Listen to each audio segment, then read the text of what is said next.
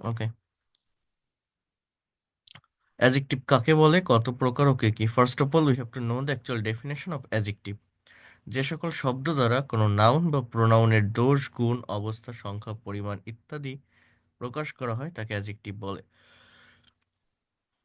Adjectives qualify only noun and pronoun. It specifies the quality, number, and size of noun and pronoun. Simply, it describes nouns or pronouns. For example, Namira is a beautiful girl. এখানে একটা word use করেন যে নামিরা একটা সুন্দরী মেয়ে। Namira is a beautiful girl. Namira is a beautiful girl. So beautiful is the adjective here because it modifies to the girl. He has three red pens. Shafi is ill. So pen, ill, দেখেন এই জায়গাগুলোকে modify করতেছে red মানে লাল, three এটাও আমার কিন্তু একটা adjective. এই বাক্যে থ্রি এবং রেড দুটো অ্যাজেক্টিভ, কারণ এই দুটো ওয়ার্ডই পেনকে মডিফাই করতেছে। সাফি ইজ ইল, সাফি অসুস্থ। সাফি কেমন, তার অবস্থাটা কেমন, সে অসুস্থ। সো ওই ইল শব্দটা কিন্তু সাফিকে মডিফাই করে এখানে, সেই জন্য এটাকেও আমরা এখানে অ্যাজেক্টিভ বলবো। এখন দেখেন আমাদের এটা ক্লাসিফিকেশনটাকে বুঝতে হবে। যারা গতকাল প্রোনাউনের ক্লাস করছিলেন তাদের এটা বুঝতে অনেক বেশি সুবিধা হবে। আমি একটু অ্যাডমিট করে নিই, জাস্ট ওয়েট।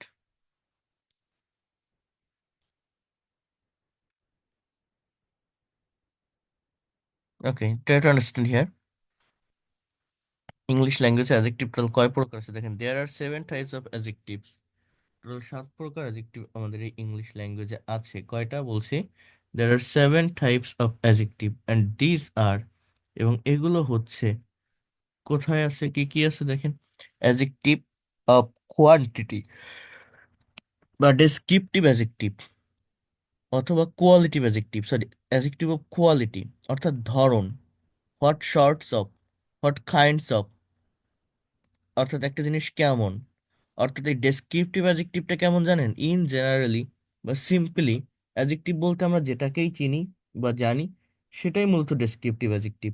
ইন জেনারেলি বা সিম্পলি যখনই আমরা কি করি, কোনো ওয়ার্ডকে অ্যাডজেক্টিভ হিসেবে চিনি সেটাই ডেসক্রিপটিভ অ্যাডজেক্টিভ। যেমন he is a good boy, অর্থাৎ ছেলেটা কেমন, ভালো। She is a very bad girl. সে good, bad, nice, beautiful, charming, sunshine, those are called descriptive adjective or adjective of quality. অর্থাৎ ইন জেনারেলি বা সিম্পলি অ্যাডজেক্টিভ বলতে আমরা যেটা চিনি। অ্যাডজেক্টিভ অফ নাম্বার বা নিউমেরিক অ্যাডজেক্টিভ, যখন কোনো ওয়ার্ড অন্য একটা নাউনকে মডিফাই করে এবং সেই ওয়ার্ডটা যদি নিউমেরিক হয়, অর্থাৎ single, double, triple, one, two, three, four, first, second, third, eight, nine, এরকম যদি কোনো নাম্বার থাকে যে নাম্বারটা অন্য একটা নাউনকে মডিফাই করছে, সেটাকে নিউমেরিক অ্যাডজেক্টিভ বলে। অ্যাডজেক্টিভ অফ কোয়ান্টিটি বা কোয়ান্টিটিভ অ্যাডজেক্টিভ, এইটা কি? এটা হচ্ছে মূলত একটা পরিমাণ বোঝায়, অর্থাৎ ওজন আছে বাট গণনা করা যায় না, পরিমাণ, একটা পরিমাণকে ইন্ডিকেট করে। পরিমাণ বলতে সাম, অ্যানাপ, লিটল, ফিউ, আ ফিউ, এই যে ওয়ার্ডগুলোর কথা বলছি, এগুলোই হচ্ছে মূলত আমার কোয়ান্টিটিভ অ্যাডজেক্টিভ অথবা অ্যাডজেক্টিভ অফ কোয়ান্টিটি। এরপর দেখেন তিনটা অ্যাডজেক্টিভ আছে পরপর: ডেমনস্ট্রেটিভ, পজিটিভ এবং ইন্ট্রোগেটিভ। এই তিনটা মূলত কি, আমি কিন্তু গত ক্লাসে যারা ছিলেন প্রোনাউনের ক্লাসে তাদেরকে আমি বলছিলাম, আপনাদের মনে থাকার কথা, আমি ওইটা রেকর্ড পাঠিয়ে দিব। যারা রেকর্ড পান নাই, আমি একটু বিজি ছিলাম সারাদিন, আমি পাঠিয়ে দিব। তো ডেমনস্ট্রেটিভ কি this, that, those, this. Positive কি my, our, your, their, her. Interrogative কি হু, হুইস, হুজ। তো এই যে ওয়ার্ডগুলো আমার অ্যাডজেক্টিভ হিসাবেও বসতে পারে। আবার প্রোনাউনের ক্লাসিফিকেশনের ভিতর কিন্তু এই ইন্ট্রোগেটিভ প্রোনাউনও আছে, ডেমনস্ট্রেটিভ প্রোনাউনও আছে, পজিটিভ প্রোনাউনও আছে। তো আমি পার্থক্যটা করব কি করে? সেন্টেন্স বা বাক্যে তার অবস্থান দেখে। প্রোনাউন কাকে, কাউকে মডিফাই করে না, সাবজেক্টের স্থানে বসে তারপরে ভার্ব বসে বা এক্সটেনশনে থাকলে আমার কি হয়, একাই থাকে, অন্য কাউকে মডিফাই করে না। কিন্তু অ্যাডজেক্টিভ অলওয়েজ আরেকটা ওয়ার্ডকে মডিফাই করে, অলওয়েজ আরেকটা ওয়ার্ডকে সাথে নিয়ে বসে। তো এই জিনিসটা আমাকে বুঝতে হবে। এরপর দেখেন এখানে বলছে পরপর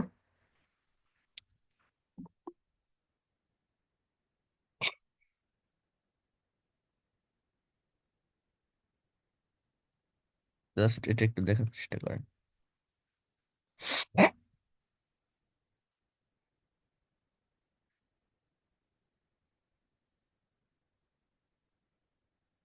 ডেসক্রিপটিভ অ্যাডজেক্টিভ সাধারণত নাউন বা প্রোনাউনের কোয়ালিটি বোঝায় এবং তার সম্পর্কে বর্ণনা করে, যেমন nice, good, bad, beautiful, charming. The descriptive adjective is used to express the qualities of noun or pronoun. It is also used for the description of someone or something. He told me about a great moment in his life. সে তার জীবনের সবচেয়ে বড় একটা ঘটনা আমাকে বলেছিল। She is looking good. You are a bad boy. সে এই good, bad, great এই যে ওয়ার্ডগুলো, এগুলো হচ্ছে মূলত ডেসক্রিপটিভ অ্যাডজেক্টিভ। এগুলোকে আমরা কি বলছি? Descriptive adjective. বোঝার চেষ্টা করেন, ভালোভাবে নেওয়ার চেষ্টা করেন, দেখার চেষ্টা করেন যে কথাগুলো বলছি এটা অনেক ইম্পর্ট্যান্ট। এরপর দেখেন অ্যাডজেক্টিভ অফ নাম্বার বা নিউমেরিক অ্যাডজেক্টিভ। নাউন বা প্রোনাউনের সংখ্যা বা ক্রম বোঝাতে নিউমেরিক অ্যাডজেক্টিভ ব্যবহার করা হয়, যেমন two, three, four, first, second, third, single, double, triple, etcetera. Those are called adjective of number or numeric adjective. The numeric adjective is used to express the number or order of noun or pronoun. For example, he is the first boy in the class. Boy K modify করছে কে? First শব্দটা, সেটা numeric adjective. She can drink 2 cup of tea at a time. সে একসাথে 2 cup চা খেতে পারে, হ্যাঁ? The owner of the house doesn't rent the room to the single, does not rent মানে ভাড়া দেওয়া। So এই বিষয়গুলো আপনাদেরকে একটু বুঝতে হবে। এই সিঙ্গেল শব্দটা এখানে যেটা আপনারা দেখছেন এইটা হচ্ছে মূলত ডেসক্রিপটিভ অ্যাডজেক্টিভ। তো ডেসক্রিপটিভ অ্যাডজেক্টিভ বা সরি নিউমেরিক অ্যাডজেক্টিভ বা অ্যাডজেক্টিভ অফ নাম্বার, এটা কি? জাস্ট এই উপর থেকে এক্সাম্পলগুলো একটু দেখেন, যখন এই two, three, four, first, second, third, double, single, triple, এগুলো যখন অন্য একটা নাউনকে মডিফাই করছে, অন্য একটা ওয়ার্ডকে মডিফাই করছে, সেটাকেই অ্যাডজেক্টিভ অফ নাম্বার বা নিউমেরিক অ্যাডজেক্টিভ বলা হচ্ছে। অ্যাডজেক্টিভস অফ কোয়ান্টিটি বা কোয়ান্টিটিভ অ্যাডজেক্টিভসটা কি? নাউন বা প্রোনাউনের পরিমাণ বোঝাতে মূলত কোয়ান্টিটিভ অ্যাডজেক্টিভ ব্যবহার করা হয়, যেমন some, enough, many, little, much, whole, sufficient, all, none, half, more, etcetera. The quantitative adjective is used to express or indicate the quantity of a noun or pronoun or something. এটা কি?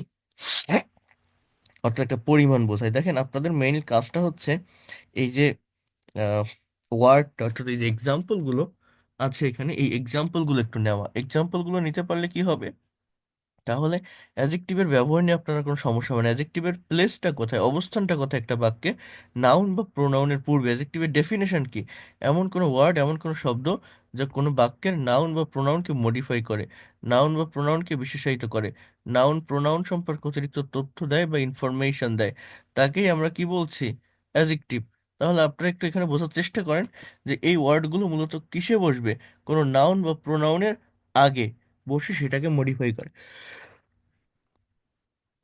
Demonstrative অ্যাডজেক্টিভকে noun বা প্রোনাউনকে নির্দিষ্ট করে বোঝাতে demonstrative ব্যবহৃত হয়, যেমন this, that, those, this, etcetera. Demonstrative are use to specify the noun or pronoun. This book is mine. এই যে দিস শব্দটা, এটা কিন্তু demonstrative adjective. That is his room, এটা না। This notes should be followed, এই দিস শব্দটা demonstrative adjective. এখন এই দ্যাট ইজ হিজ রুম, এটা না কেন? কারণ এই দ্যাটটা ডেমনস্ট্রেটিভ প্রোনাউন, অ্যাডজেক্টিভ না, কারণ দ্যাটের পরে অন্য কোনো ওয়ার্ড নেই, ডিরেক্টলি ভার্ব আছে। কিন্তু দেখেন পরে দিস নোটস, দিস বুক, অর্থাৎ এই ওয়ার্ডগুলোর পরে আরেকটা ওয়ার্ড আছে, সেই ওয়ার্ডকে মডিফাই করে এরা বসতেছে। এই জিনিসটা আমার বুঝতে হবে। এরপর দেখেন পজিটিভ অ্যাডজেক্টিভ। বাক্যের মালিকানা বা নিজস্ব কোনো সম্পদ বোঝাতে পজিটিভ অ্যাডজেক্টিভ ব্যবহার করা হয়। My, her, their, your, etcetera. Positive are use to show the possession or belongingness in the sentence. For example, I have seen her cat.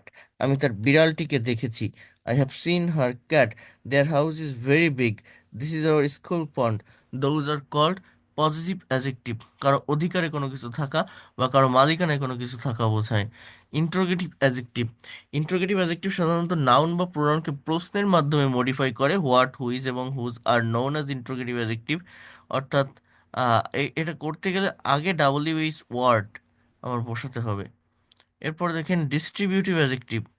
কোনো গ্রুপের কাউকে নির্দিষ্ট করে বর্ণনা করতে ডিস্ট্রিবিউটিভ অ্যাডজেক্টিভ বর্ণনা করা হয়, যেমন is, any, every, either, neither, etc. The distributive adjective is used to describe a specific member out of a group. A specific একটা মেম্বারকে ইন্ডিকেট করে এই ডিস্ট্রিবিউটিভ অ্যাডজেক্টিভ। এরপর একটু দেখেন, আহ, এখানে any of you can eat the apple, আপনাদের মধ্যে যে কেউ আপেলটা খেতে পারেন। Each of the students will get money, হ্যাঁ, or every man has to go outside for a job. So here you can see some sentences, and I'm telling you again that English is a very important language. You have to develop this language. Uh, you have to get the opportunity to teach this language to others person. একটু নেওয়ার চেষ্টা করলেই আপনারা পারবেন। আমি এখন একটু অ্যাডভার্বের জায়গায় যাব। আচ্ছা, এখান থেকে আপনাদের মূলত কাজটা কি, যারা পারবেন পড়তে তারা ডিটেলসে পড়বেন, এটা 7টা পেজ। যারা পারবেন না, উপরে বড় করে হেডলাইন দিবেন যে অ্যাজেক্টিভ দিয়ে, এইখানে প্রত্যেকটা অ্যাজেক্টিভের যে ভোকাবুলারিগুলো, যে এক্সাম্পলগুলো বললাম, ওইটা একটু খাতায় লিখে রাখবেন জাস্ট, তাহলে ওয়ার্ড মিনিংয়ের এই জায়গাটা ক্লিয়ার হয়ে যাবে। অ্যাজেক্টিভের জন্য ঠিক এই ওয়ার্ডগুলোই মেইনলি বেশি প্রয়োজন হয় বা বেশি দরকার হয়।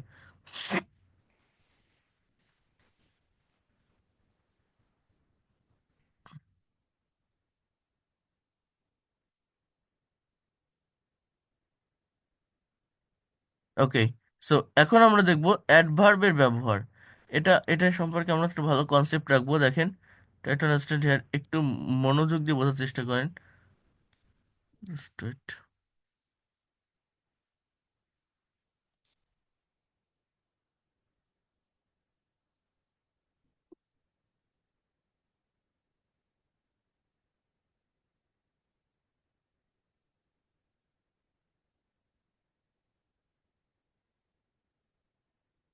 ওকে,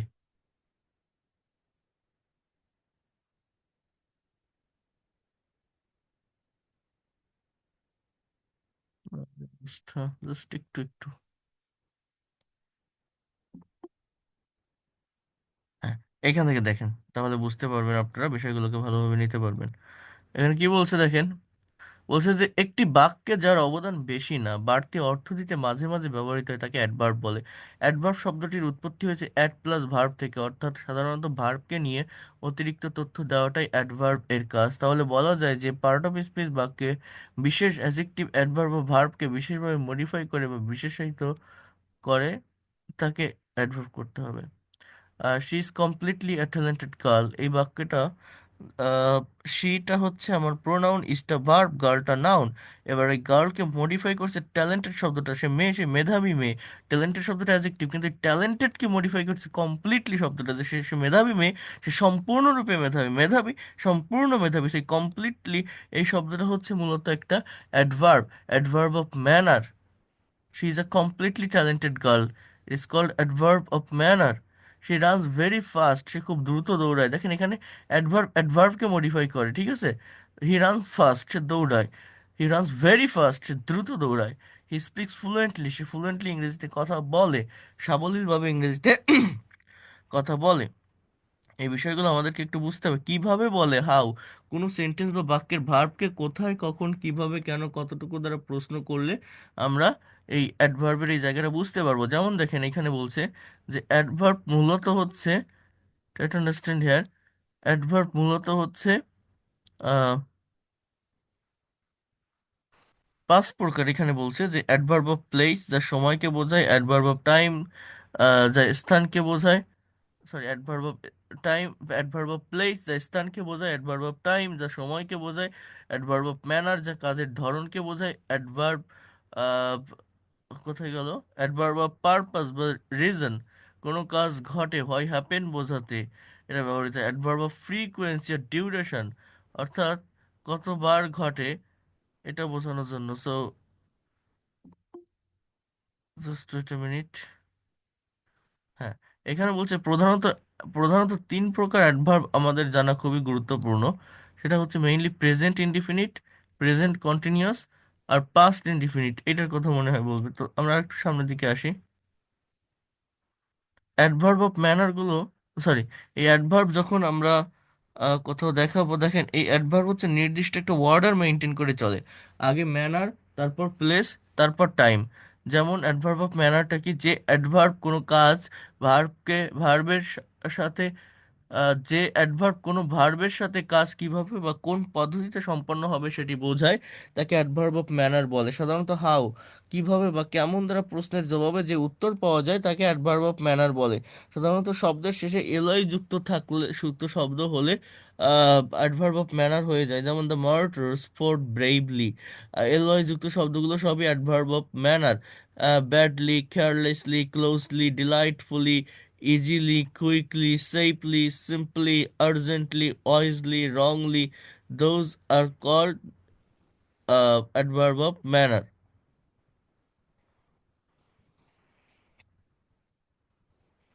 Adverb of time, যে অ্যাডভার্ব কোনো ভার্বের কাজ সম্পন্ন হওয়ার টাইম বা সময় নির্দেশ করে তাকে অ্যাডভার্ব অফ টাইম বলে। যেমন হোয়েন, কখন দ্বারা প্রশ্নের জবাবে যে উত্তর পাওয়া যায় তাকেই মূলত অ্যাডভার্ব অফ টাইম বলা হয়। যেমন after, afterwards, ago, already, before, daily, lately, early, now, presently, seldom, today, yesterday.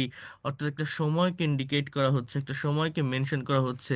It is called adverb of time.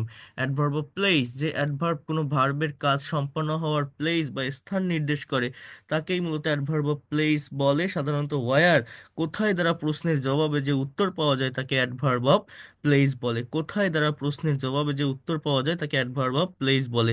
যেমন দেখেন, abroad, ahead, away, far, hence, here, near, hither, thither, inland, locally, nearby, overhead, universally, এছাড়াও above, below, in, inside, out, outside, এগুলো adverb of place.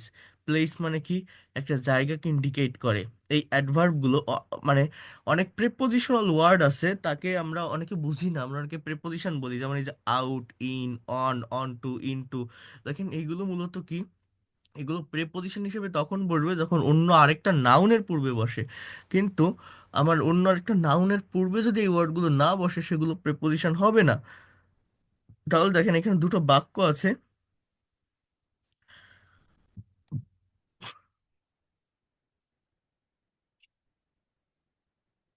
যে he reads, এখানে একটা S হবে, he read his lesson at 10 AM in his room carefully. আরেকটা বাক্য আছে, he reads his lesson carefully in his room at 10 AM। এখন আমার কোনটা সঠিক এটা বুঝবো কিভাবে? অ্যাডভার্ব একটা কারেক্ট অর্ডার মেনটেন করে, আগে ম্যানার, দেন প্লেস, দেন টাইম। যেমন হি attended 2 PM in his house gorgeously, এটা হবে না। হি attended gorgeously in his house at 2 PM। He attended gorgeously in his house at 2 PM।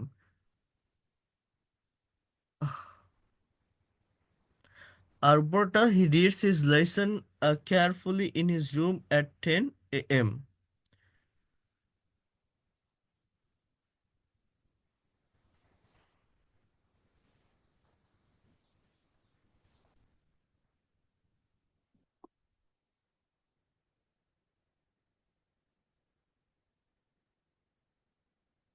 Just wait, আমরা একটু প্র্যাকটিক্যাল রাইটিং দেখব।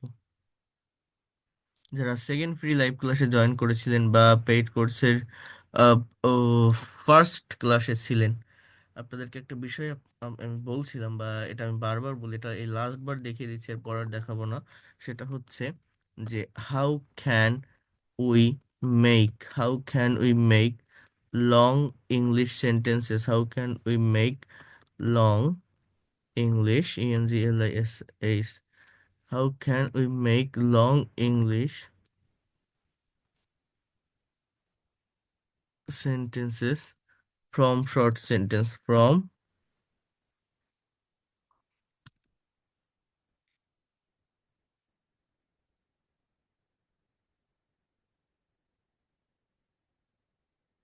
কি বললাম? How can we make long English sentences from short sentence? কিভাবে ছোট ছোট ইংরেজি বাক্য থেকে আমরা বড় বাক্য তৈরি করতে পারি। এর জন্য আমি কি বলছিলাম যে we have to follow 5 step. এই বড় বাক্য তৈরি করার জন্য আমাদের মেইনলি 5টা স্টেপ ফলো করতে হয়। 5টা স্টেপ কি? Number 1, walk.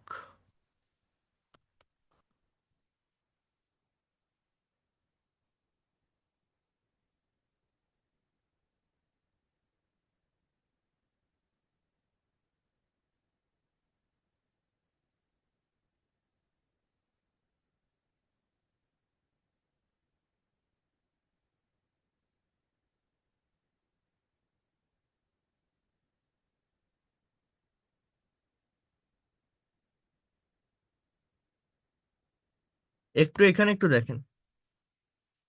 For making any kinds of English sentences, we have a particular structure. The structure is, first of all, we need a subject. In the place of subject, we have to use noun or pronoun.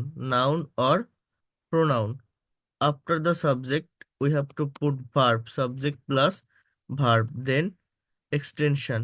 এই এক্সটেনশনের জায়গাটাতে কি বসানো যায় এখন দেখেন, বোঝার চেষ্টা করেন। আমার পাঁচটা স্টেপ বলছিলাম। এক নম্বর স্টেপ হচ্ছে আমাদের মূলত সাবজেক্ট লাগবে। সাবজেক্ট, একটা কথা যখন বলা হয়, একটা কাজ যখন করা হয়, কেউ তো একজন করে, কেউ তো একজন বলে, আমার সাবজেক্ট লাগবে। দুই নম্বর স্টেপ হচ্ছে আমাদের লাগবে কি, ভার্ব। তিন নম্বর স্টেপ হচ্ছে আমাদের টেন্স সম্পর্কে ভালো কনসেপ্ট থাকতে হবে। তিন নম্বর স্টেপ। চার নম্বর স্টেপ হচ্ছে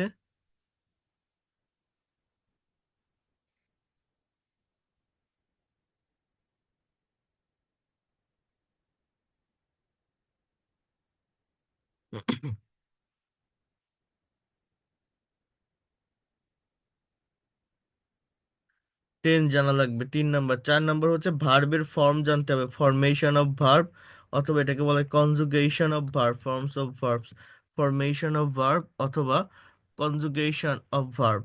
এটা আমাদেরকে জানতে হবে, এটা আমাদেরকে জানতে হবে। এরপর আরেকটা বিষয় হচ্ছে প্যাসিভ ভয়েসের প্র্যাকটিক্যাল ব্যবহার জানতে হবে, সেটা আমি আপনাদেরকে দেখাই দিব।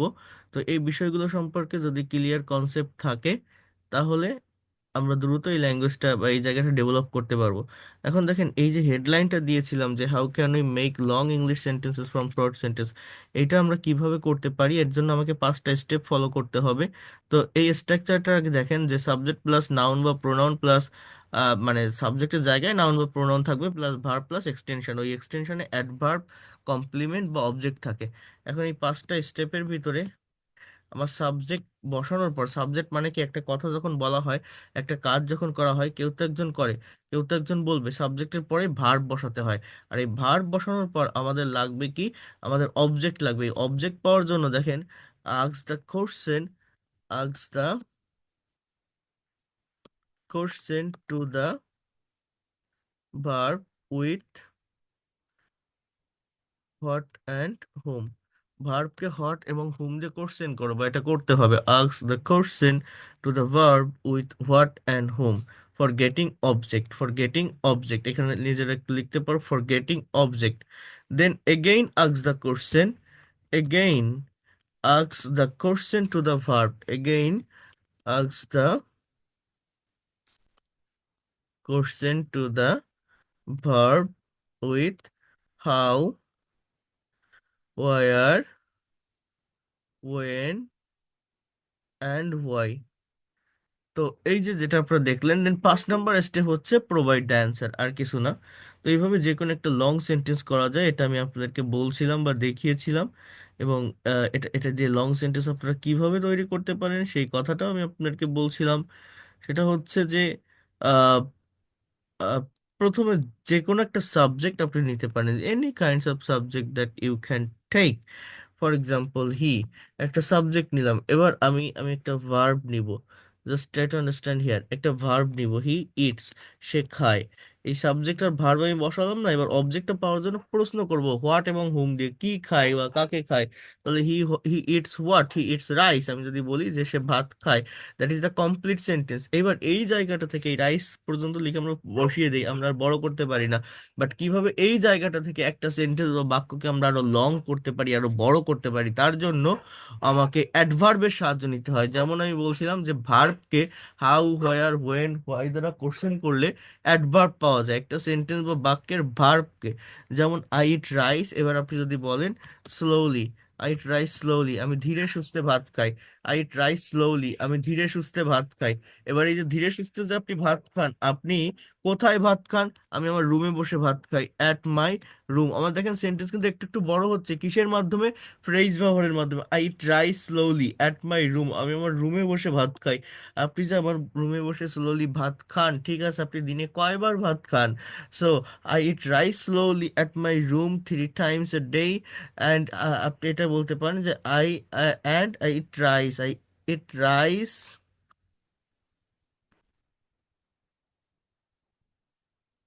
জাস্ট ফ্রেজ বসাবো, 3 times a day। কি বললাম? I eat rice slowly at my room 3 times a day. দিনে 3 বার। এরপরে দেখেন, ট্রাই টু আন্ডারস্ট্যান্ড হিয়ার। এরপরে কি বলছি বোঝার চেষ্টা করেন। হি ইটস রাইস, সে ভাত খায়, স্লোলি অ্যাট মাই রুম।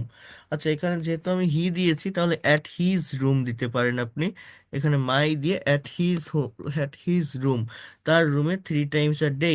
এবার দিনে 3 বার পড়ে। এখন সে কেন বই পড়ে, বই পড়ার পিছনে কারণটা কি, রেজাল্টটা কি? যে two get a good result.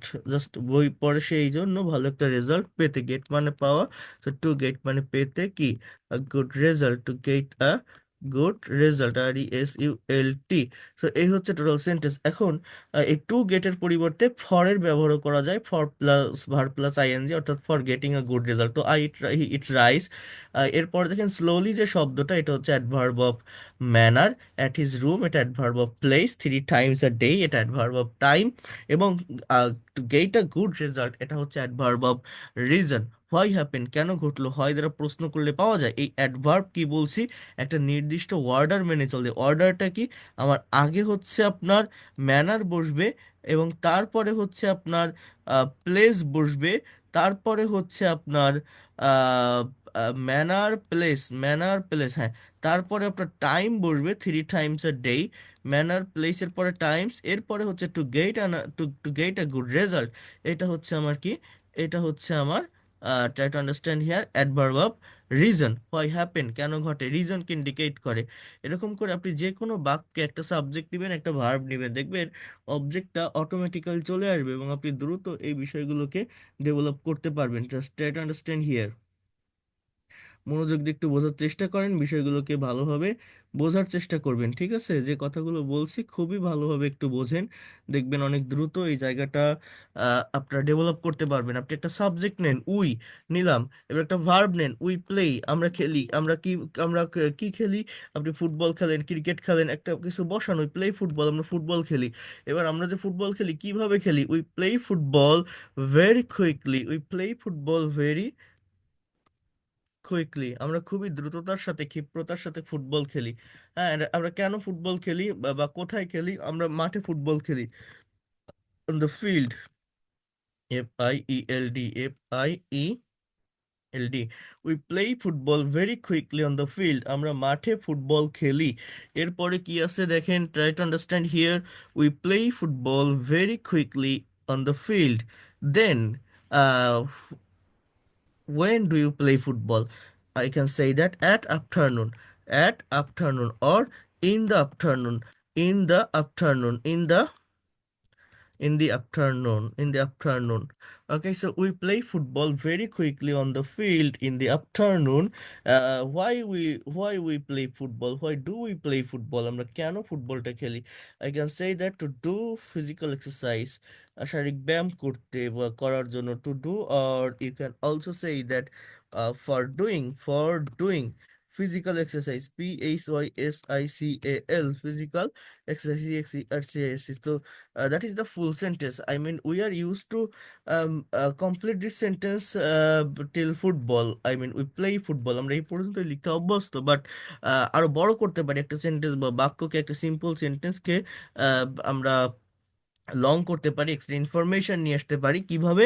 অ্যাডভার্বের ব্যবহার করে, অর্থাৎ WH ওয়ার্ড দ্বারা ভার্বকে কোর্সেন করে। প্রথমত আমাকে হাউ দিয়ে করতে হবে, হাউ দিয়ে কোর্সেন করলে আমি এখানে কুইকলিটা পেয়েছি। দেন আমাকে হোয়ার দিয়ে করতে হবে, অন দ্য ফিল্ড, দেন আমাকে ওয়েন দিয়ে করতে হবে, ইন দ্য আফটারনুন, তারপর আমাকে আর রিজন অর্থাৎ হোয়াই দিয়ে করতে হবে। Why do we play football, we play football for doing physical exercise, শারীরিক ব্যায়াম করার জন্য, or for fitting my body, আমার বডিটাকে ফিট রাখার জন্য আমি ফুটবল খেলি। তাহলে এই এই স্টেপটা আমাকে ফলো করতে হবে। এখানে যদি আমি আরো একটা সাবজেক্ট নিই, ফর এক্সাম্পল হি, মানে সে, আমি যদি বলি হি ড্রাইভস এ কার, সে একটা গাড়ি চালায়। How does he drive a car? So he drives a car very carefully, সে খুব কেয়ারফুলি গাড়িটা চালায়। এরপর বলছে দেখেন, আমি যদি বলি সে কোথায় গাড়ি চালায়, হি drives a car very carefully on busy road. কি বললাম? Try to understand here.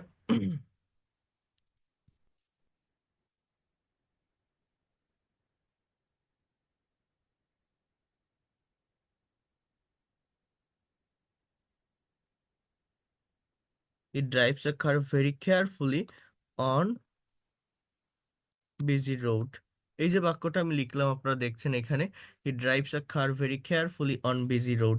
এই যে বাক্যটা আমি এখানে লিখলাম, এটা হচ্ছে অ্যাডভার্ব অফ ম্যানার এবং প্লেস শেষ। এবার সে কখন গাড়ি চালায়, একটা টাইমকে মেনশন করব, যে in the evening, in the evening, EVENING, এটা হচ্ছে কি adverb of time, adverb of time. এবার আমি রিজনটা বসাবো, হি drives a car very carefully on busy road in the evening.